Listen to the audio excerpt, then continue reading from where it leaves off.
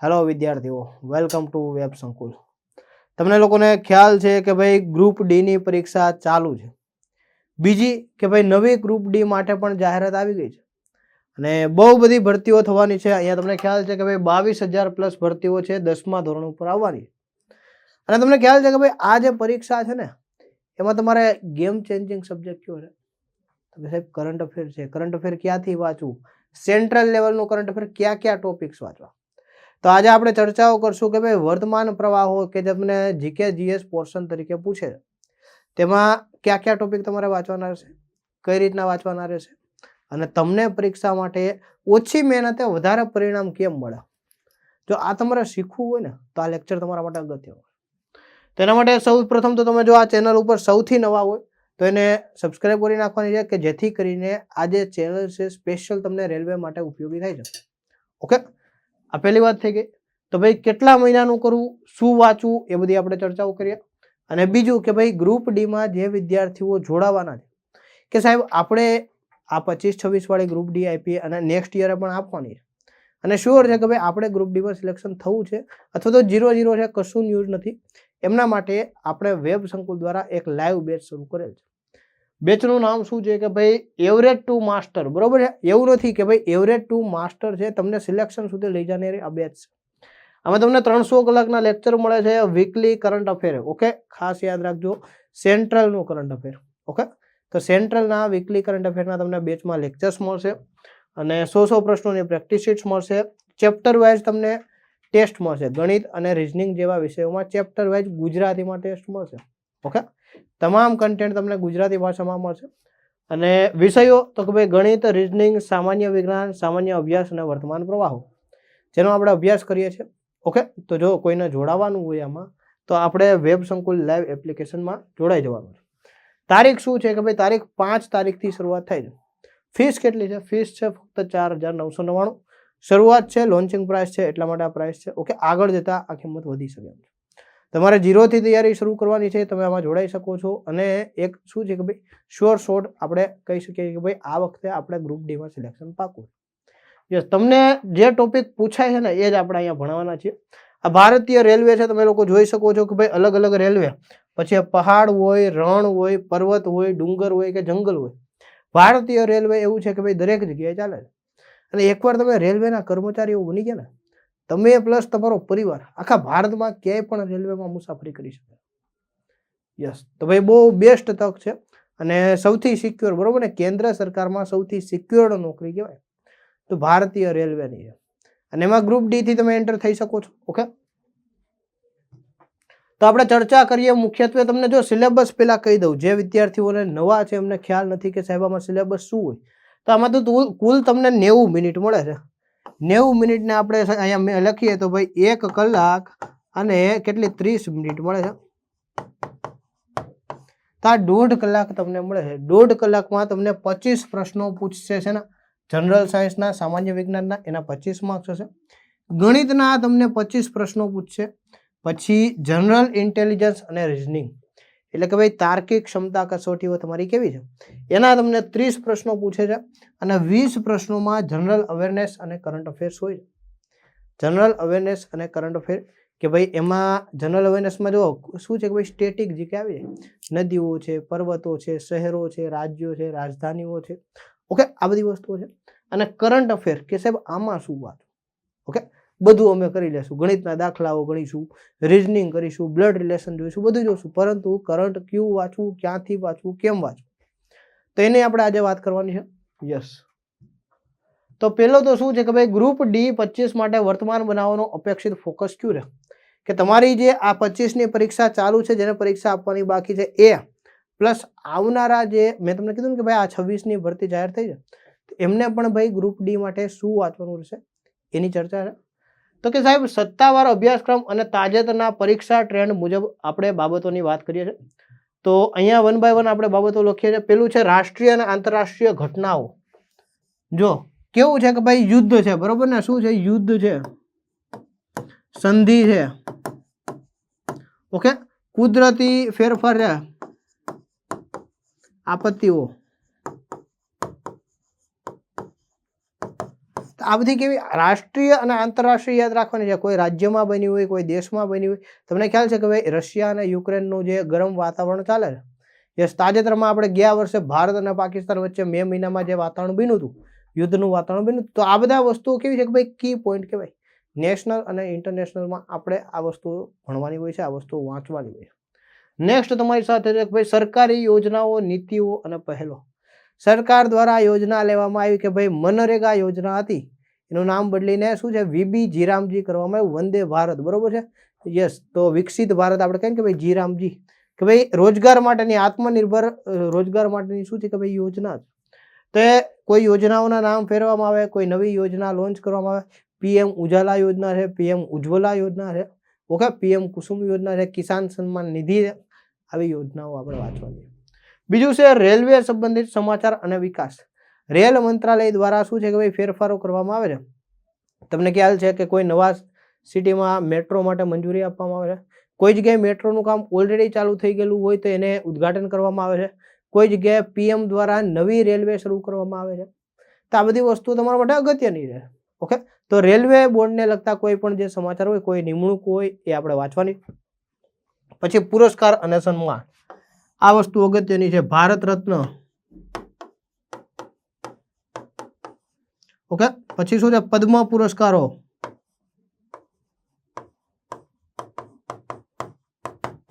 Okay, પછી જ્ઞાનપીઠ પુરસ્કાર, પછી તો કે સાહેબ રાષ્ટ્રીય ફિલ્મ પુરસ્કાર. એટલે નેશનલ લેવલના જે કોઈ પણ એવોર્ડ્સ હોય ને, એ એવોર્ડ્સ આપણને ખ્યાલ હોવા જોઈએ. ભારત રત્ન હોય કે પદ્મ પુરસ્કારો હોય કે સાહિત્યને લગતા જ્ઞાનપીઠ પુરસ્કાર હોય, સરસ્વતી સન્માન હોય, અથવા તો રમત ગમતને લગતા મેજર ધ્યાનચંદ એવોર્ડ હોય, બરોબર, અર્જુન એવોર્ડ હોય, દ્રોણાચાર્ય એવોર્ડ હોય. આવા જે એવોર્ડ્સ છે એ આપણને કોણે મળેલા છે, બરોબર, તાજેતરના વર્ષોના, જૂના નહીં. કે સાહેબ તમે અત્યારે 25માં પરીક્ષા આપો છો તો ભાઈ 25માં કોને મળ્યા હતા, 24માં કોને મળ્યા હતા. કાં તમને 25ના પૂછશે, કાં 24ના પૂછશે. તમે 26માં પરીક્ષા આપો છો તો ભાઈ 26માં તમારી પરીક્ષા પહેલા અપાઈ ગયા છે કે કેમ? જો અપાઈ ગયો છે તો કોને મળ્યો છે, નથી પણ તો ભાઈ ગયા વર્ષે કોને મળ્યો. આવી રીતના છે. ઓકે, નેક્સ્ટ જોઈએ આપણે. ઓકે, પછી રમત ગમતના પરિણામો અને ઇવેન્ટ્સ. આપણને ખ્યાલ છે કે ભાઈ જો વર્લ્ડ કપ છે, ચેમ્પિયનશિપ છે, કોમનવેલ્થ છે, ઓલિમ્પિક્સ છે. ઓકે, વર્લ્ડ કપ છે, ચેમ્પિયનશિપ છે, કોમનવેલ્થ છે અને ઓલિમ્પિક્સ છે. આ સિવાય ઇન્ટરનેશનલ ટુર્નામેન્ટ થતી હોય, ચેસને લગતી હોય, ટેનિસને લગતી હોય, ફૂટબોલને લગતી હોય, બરોબર છે. તો આવું કે જેમાં ભારતના કોઈ પણ ખેલાડી દ્વારા પ્રદર્શન કરવામાં આવ્યું, તો એમાં શું છે કે ભાઈ કોણ છે, મુખ્ય ભાગે ક્રિકેટ છે, બરોબર. ક્રિકેટના તો મોટા ભાગના પ્રશ્નો હોય છે. રણજી ટ્રોફી લઈ લો કે પછી જે કાંઈ પણ છે, બરોબર ને, આપણે આઈપીએલ લઈ લો, આના લગતા પ્રશ્નો ઘણા બધા હોય છે. તો રમત ગમતના સંદર્ભમાં એક કરવાનું. પછી નિમણૂકો અને રાજીનામાઓ. નિમણૂક એટલે કેવી, તો કે સાહેબ તમારા ગામમાં તલાટીની નિમણૂક થઈ એ, તો કે નહીં. નેશનલ લેવલની નિમણૂકો, બરોબર, કે ભાઈ વર્લ્ડ બેંકના સીઈઓ કોણ છે, વર્લ્ડ બેંકના શું છે ભાઈ ડિરેક્ટર કોણ છે. પછી યુએન છે તો યુએનના ચેરપર્સન કોણ છે. એનું ઇન્ફોર્મેશન જે ફંડ છે તો ભાઈ એના કોણ છે, WHO, વર્લ્ડ હેલ્થ ઓર્ગેનાઇઝેશન, તો એના ચીફ કોણ છે. ભારતમાં સૌથી મોટી સંસ્થા આરબીઆઈ, નાણાકીય સંસ્થા, તો આરબીઆઈના ગવર્નર કોણ છે, ઈસરોના ગવર્નર કોણ છે, બરોબર. તો આવી બધી વસ્તુઓ આપણને પૂછી શકે, નિમણૂકો અથવા તો એના જો રાજીનામા આપેલા હોય તો એમ. પછી સમાચારમાં રહેલી વ્યક્તિઓ, પર્સન ઇન ન્યૂઝ. હવે આપણને ખ્યાલ છે કે ભાઈ એક દિગ્ગજ અભિનેતા ધર્મેન્દ્ર ગયા વર્ષે ગુજરી ગયા. ગયા વર્ષે એટલે મતલબ કે ભાઈ ગયા મહિનામાં જ. તો આ જે ધર્મેન્દ્ર છે એમના સંદર્ભમાં પૂછી શકે છે. હવે આવા જ કોઈ વ્યક્તિ મોટા રાજકારણથી સંકળાયેલા હોય, ફિલ્મ ઉદ્યોગથી સંકળાયેલા હોય, અથવા તો કોઈ પણ મેડિકલ સાયન્સને લગતા હોય, ડોક્ટરી હોય કે પછી ઇકોનોમિસ્ટ હોય, તો આવો પ્રશ્ન પૂછી શકે. એટલે કે ભાઈ પર્સન ઇન ન્યૂઝ, કે ભાઈ એવા વ્યક્તિઓ કે જે તાજેતરમાં અવસાન પામ્યા છે તો એને લગતા પ્રશ્નો આવી શકે છે, અથવા તો એમને કોઈ સન્માન મળ્યું હોય. હવે આપણને ખ્યાલ છે કે ભાઈ સ્ટેચ્યુ ઓફ યુનિટી બનાવવાવાળા શ્રી રામ વનજી સુતાર છે. 100 વર્ષની ઉંમરે હમણાં લગભગ 1 મહિના પહેલા એમનું મૃત્યુ થયું. તો સ્વાભાવિક છે કે ભાઈ એમને લગતા પ્રશ્નો પૂછી શકે છે. નેક્સ્ટ વસ્તુ છે મહત્વના દિવસો અને થીમ. દિવસો અગત્યના છે, બરોબર ને, યસ, વર્લ્ડ એડ્સ ડે, પછી વર્લ્ડ તો કે સાહેબ શું છે કે ભાઈ ટીબી ડે, યસ, પછી વર્લ્ડ ટુરિઝમ ડે,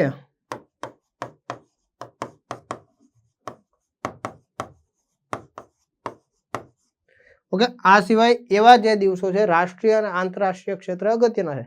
ઇન્ટરનેશનલ શું છે કે ભાઈ યોગા દિવસ હોય કે પછી પર્યાવરણ દિવસ હોય કે પછી સ્ટાન્ડર્ડ ડેઝ હોય, ઓકે, એન્જિનિયર્સ ડે હોય, તો આવા પ્રશ્નો પણ પૂછી શકે છે અને એની થીમ શું છે એ પણ પૂછી શકે.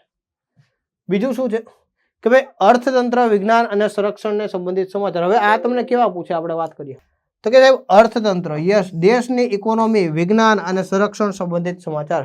ભારતે અન્ય કોઈ દેશ સાથે મિસાઇલ ખરીદવાનો સોદો કર્યો હોય તો પૂછે કે ભાઈ ભારતે કયા દેશ સાથે આ મિસાઇલ કરાર કરેલા છે. પછી શું છે કે ભાઈ ડિફેન્સને લગતી કોઈ પણ હોય, ભારતે કોઈ અન્ય દેશને કોઈ આપણા યુદ્ધ જહાજો હોય, શિપ હોય, રોકેટ હોય, આ વસ્તુ આપેલી હોય તો પણ એ દેશનું નામ પૂછી શકે છે. પછી રેલવેની વર્તમાન બાબતો, એટલે મેં તમને કીધું કે ભાઈ નવી ટ્રેનો છે, પ્રોજેક્ટ છે, પછી સુરક્ષા છે. તમને ખ્યાલ છે કે ભાઈ કવચ કરીને પ્રોજેક્ટ શરૂ કર્યો છે, ઇન્ડિયન રેલવે છે એમના દ્વારા કવચ કરીને પ્રોજેક્ટ શરૂ કરવામાં આવ્યો છે. તેના સંદર્ભમાં પ્રશ્નો પૂછી શકે. પછી આરઆરબી ગ્રુપ ડી માટે પ્રાથમિકતા વાળા કરંટ અફેરના વિષયો ક્યાં કે ભાઈ આપણે જો વાંચવાનું છે ને તો શું શું વાંચવાનું છે. Okay, yes. નેક્સ્ટ જોઈએ તો સરકારી યોજનાઓ અને નીતિઓ કે ભાઈ 2024-25 દરમિયાન શરૂ થયેલી, જો હમણાં જ એટલે કે ભાઈ તાજેતરના વર્ષોમાં શરૂ થયેલી યોજનાઓ અથવા અપડેટ થયેલી મુખ્ય યોજનાઓ એટલે કે ભાઈ કલ્યાણ અને રોજગાર યોજનાઓ છે, digital India, skill India, startup India updates છે. ઓકે, પ્રધાનમંત્રી જનધન યોજના, કોઈ એવી યોજના હોય કે જેમને આ વર્ષે 10 વર્ષ પૂરા થતા હોય, 12 વર્ષ પૂરા થતા હોય, 15 વર્ષ પૂરા થતા હોય, આવી યોજના હોય તો પણ તમને પૂછી શકે છે. યસ. પછી આર્થિક સુધારા અને બજેટના મુખ્ય મુદ્દાઓ, બજેટમાં કોઈ વાત કરવામાં આવી હોય કે ભાઈ કોઈ ક્ષેત્રમાં સરકાર દ્વારા વધારે ખર્ચ કરવામાં આવશે, માનો કે ભાઈ બજેટમાં એવું કીધું હોય કે ભાઈ સરકાર દ્વારા આ વર્ષે મહિલા અને બાળ વિકાસ વિભાગને વધારે સહાય આપવામાં આવે તો એને લગતી યોજનાઓ છે તમને વધારે પૂછશે. સરકાર દ્વારા આ વખતે રેલવે વિભાગને વધારે બજેટ આપવામાં આવશે તો રેલવે વિભાગને લગતી જે કાંઈ પણ સરકારી યોજના હોય એ તમને પૂછી.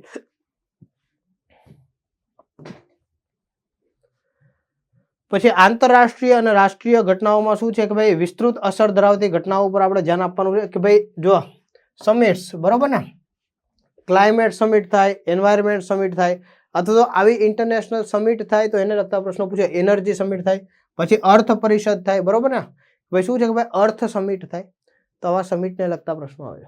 પછી દ્વિપક્ષીય કરાર કે જેને આપણે શું કહીએ છીએ ભાઈ એમઓયુ કહીએ છીએ.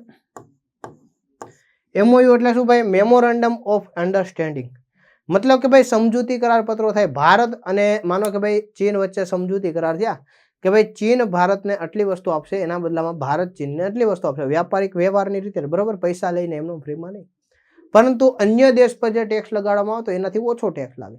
તો આવા જે સમજૂતી પત્રો થાય એને શું કહેવાય તો કે કરારો કહેવાય. આવા કરારો પણ પૂછી શકે.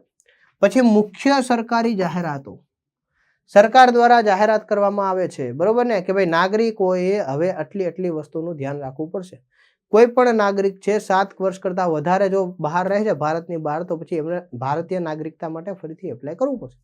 હવેથી નાગરિકોની લગ્ન કરવાની ઉંમર આટલી વર્ષ રહેશે.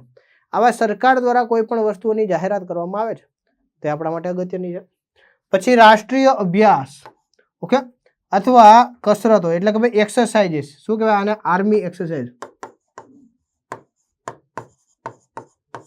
ઓકે, સમગ્ર ભારતમાં 7 મે 25 રોજ ઓપરેશન અભ્યાસ યોજાણું હતું. આ સિવાય તમને ખબર કે ભાઈ મિત્ર છે, વરુણ છે, બરોબર છે, યસ, ઇન્દ્ર છે, આવી અલગ અલગ દેશો સાથે આપણે મિલિટરી એક્સરસાઇઝ કરીએ છીએ. પછી આર્મીની હોય, નેવીની હોય કે એરફોર્સની હોય તો આ મિલિટરી એક્સરસાઇઝ ખૂબ અગત્યની છે. સૂર્યકિરણ એક્સરસાઇઝ છે, ખંજર એક્સરસાઇઝ છે, બરોબર. આવી કંઈ પણ જે એક્સરસાઇઝ છે એ તમને પૂછી શકે છે કે ભાઈ કયા દેશ સાથે થઈ અથવા તો આ દેશ સાથે જે તાજેતરમાં એક્સરસાઇઝ છે એનું નામ શું છે. તો એના સંદર્ભમાં આ યુદ્ધ અભ્યાસો તમારે યાદ રાખવા જરૂરી છે. અને ટૂંકમાં કેવું હોય તો શું કહેવાય, યુદ્ધ અભ્યાસો.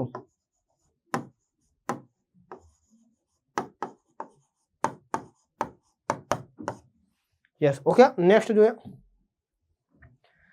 રેલવેના બાબતમાં આપણે શું જાણવાનું છે કે ભાઈ નવી ટ્રેનો એટલે કે ભાઈ જે અપગ્રેડેડ વંદે ભારત હોય અથવા તો અલગ અલગ કોઈ પણ શરૂ કરવામાં આવે. તમને ખ્યાલ છે કે ભાઈ કોઈ મેટ્રો ટ્રેન ચાલે છે, વંદે ભારત ચાલે છે, અથવા તો એક્સપ્રેસ કોઈ પણ ટ્રેન શરૂ કરવામાં આવી. કોઈ ટ્રેન હોય તો એનું ડિસ્ટન્સ વધારવામાં આવ્યું, કોઈ ધાર્મિક સ્થળ હોય ત્યાં સુધી લાંબુ કરવામાં આવ્યું. તો આ બધી વસ્તુઓ તમને પૂછે. માનો કે કોઈ ટ્રેન હોય એ પહેલાં શું છે કે ભાઈ વારાણસી સુધી જતી હોય તો એને આગળ વધારીને અયોધ્યા સુધી લઈ જવામાં આવે તો તમારા માટે પ્રશ્ન થઈ જાય.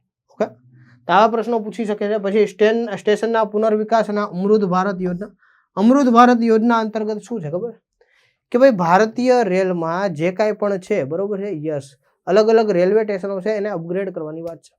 પહેલા જેમાં આપણે ગુજરાતમાં બસ સ્ટેશનો છે એને અપગ્રેડ કર્યા, બસ સ્ટેશનમાંથી બસ પોર્ટ બન્યા, એવી રીતના શું છે કે ભાઈ આ જે રેલવે સ્ટેશનો છે એને અપગ્રેડ કરવાની સુવિધા ચાલે. તો સરકાર, તમે જે પરીક્ષા આપો છો 25માં અથવા તો 26માં, તો ત્યારે સરકાર દ્વારા આવા જાહેર કરેલા સ્ટેશનો ક્યાં કે જેનો પુનર્વિકાસ માટે કામકાજ ચાલુ તે તમને પૂછી શકે છે. પછી સુરક્ષા ટેકનોલોજી એટલે કે ભાઈ કવચ સિસ્ટમ કરીને છે. કવચ સિસ્ટમમાં શું છે કે ભાઈ લોકો પાયલટ અલ્ટિમેટલી તો એક વ્યક્તિ છે, એમને પણ થાક લાગે છે, એમને પણ માનસિક તણાવ હોય છે. તો આવા સમયે કોઈ પણ ટ્રેન કોલિઝન ન થાય, એટલે કે ભાઈ રેલવે અકસ્માત ન થાય, એટલે રેલવેના એન્જિનમાં જ એવી સુવિધા ફિટ કરવામાં આવે છે કે સામેથી કોઈ પણ બીજી ટ્રેન આવતી હોય તો ઓટોમેટિક એને ખબર પડી જાય, સ્પીડ ધીમી લાગીને બ્રેક લાગી જાય છે. અથવા તો શું છે કે સામે કોઈ પણ હર્ડલ હોય તો એ સ્કેન થઈ જાય છે, એક ટાઈપની રડાર જેવી સિસ્ટમ છે.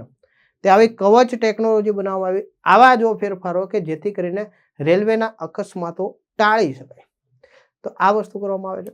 નેક્સ્ટ જોઈએ કે ભાઈ વિદ્યુતીકરણ અને ડેડિકેટેડ ફ્રેટ કોરિડોર, તેના સંદર્ભમાં પૂછી શકે. પછી રેલવે મંત્રાલયની પહેલો, રેલવે મંત્રાલય દ્વારા માનો કે કોઈ સ્પોર્ટ્સને સપોર્ટ કરવામાં આવ્યું હોય, અથવા તો રેલ મંત્રાલય દ્વારા કોઈ એવી યોજના બહાર પાડવામાં આવી, એમના જે કર્મચારીઓ છે એના સંદર્ભમાં કોઈ યોજના બહાર પાડવામાં આવી, તો આ તમને દરેક પરીક્ષામાં, એમ નહીં કે ગ્રુપ ડી છે, એનટીપીસી છે, બરોબર, એએલપી છે, આસિસ્ટન્ટ લોકો પાયલોટ છે, જેઈ છે, આ બધી જ પરીક્ષાઓમાં તમને ઉપયોગી થાય. કારણ કે કરંટ જે છે ને એ બધામાં પૂછાય છે. તમે એનટીપીસીની પરીક્ષા આપશો કે ગ્રુપ ડીની પરીક્ષા આપશો, એએલપીની આપશો, જેઈની આપશો, બધી જગ્યાએ તમને કરંટ પૂછવાનું છે. ઓકે, નેક્સ્ટ જોઈએ.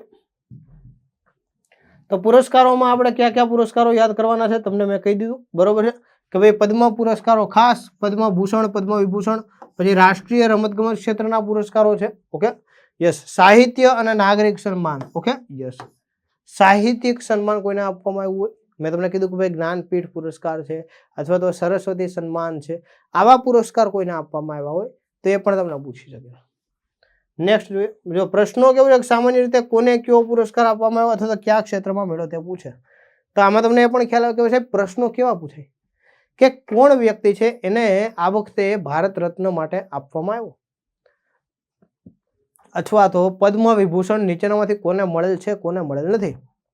મળેલ છે એમ પૂછે તો ભાઈ 3 વ્યક્તિને ના મળ્યો, અને એમ પૂછે કે નીચેનામાંથી કોને પદ્મ વિભૂષણ પુરસ્કાર મળેલ નથી, મતલબ કે બાકીના 3 હશે એને મળેલ છે, કોઈ પણ એક હશે એને નહીં મળ્યું.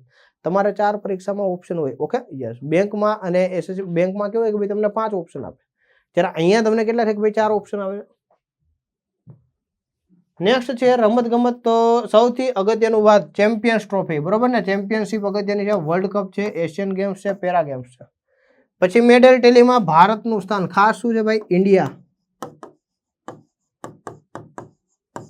તો ઇન્ડિયાનું સ્થાન કેટલામું છે, માનો કે ભાઈ કોમનવેલ્થ રમવાની, તો ભાઈ કોમનવેલ્થમાં ભારતનો રેન્ક કેટલામો છે, આવા પ્રશ્નો પૂછાઈ શકે. પછી ભારતીય ખેલાડીઓની સિદ્ધિઓ, કોઈ વ્યક્તિ છે તાજેતરમાં 600 વિકેટ લે છે, તો પ્રશ્ન પૂછે કે ભાઈ કયા વ્યક્તિએ તાજેતરમાં 600 વિકેટનો રેકોર્ડ બનાવ્યો, અથવા તો કયા વ્યક્તિએ તાજેતરમાં શું છે કે ભાઈ ખૂબ સારું એવું પ્રદર્શન કર્યું, ભારતના સૌથી યંગ ગ્રાન્ડ માસ્ટર કોણ બન્યું છે, આવા પ્રશ્નો તમને પૂછાઈ શકે. નેક્સ્ટ છે પ્રશ્ન વિજેતા સ્થળ રેકોર્ડ પર આધારિત હોય છે, કોઈ લોકેશન પૂછી લે. તમને ખ્યાલ છે કે ભાઈ ચેસનો વર્લ્ડ કપ યોજાણો તો તાજેતરમાં, ચેસની ચેમ્પિયનશિપ ક્યાં, તો કે ગોવામાં યોજાણી હતી. ખોખોનું પણ આયોજન થયું હતું, બરોબર, યસ. તો આ કોમનવેલ્થ ચેમ્પિયનશિપનું આયોજન થયું હતું ન્યૂ દિલ્હીમાં. તો આવા જે કોમ્પિટિશન્સ હોય એ કઈ જગ્યાએ યોજાણા, એ પણ તમને પૂછાઈ શકે.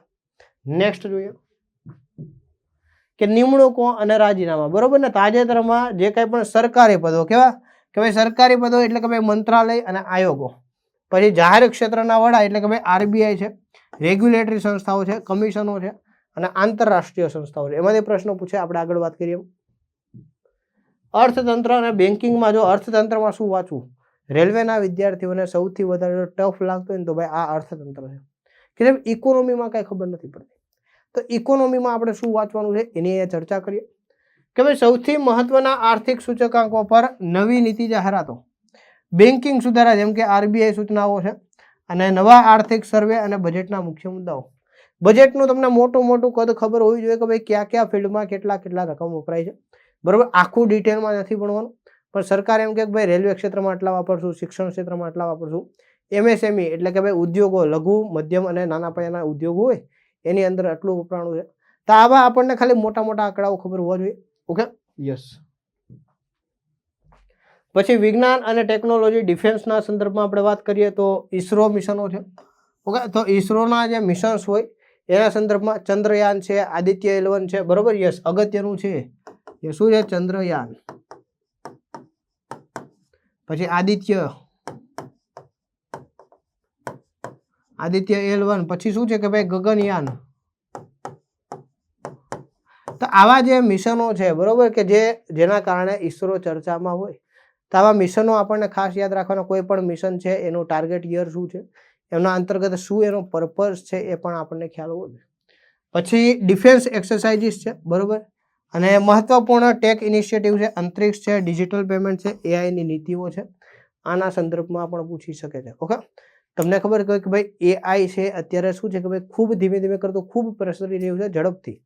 તો આવું જે AI છે એના સંદર્ભમાં સરકારની શું નીતિઓ છે, સરકાર એ AIનો કઈ રીતના ઉપયોગ કરે છે, એ વસ્તુને જાણવા માટે આપણે શું છે કે ભાઈ AIની પણ સરકારને જે કંઈ પણ એમના દ્વારા જે હોય ને નીતિઓ એ આપણને ખ્યાલ હોવો જોઈએ. યસ.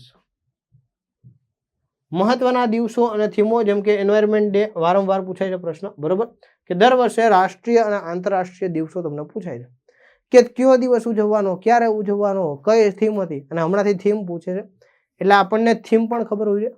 વિશ્વ પરિવાર દિવસ ક્યારે ઉજવવામાં આવે છે? વિશ્વ શાંતિ દિવસ.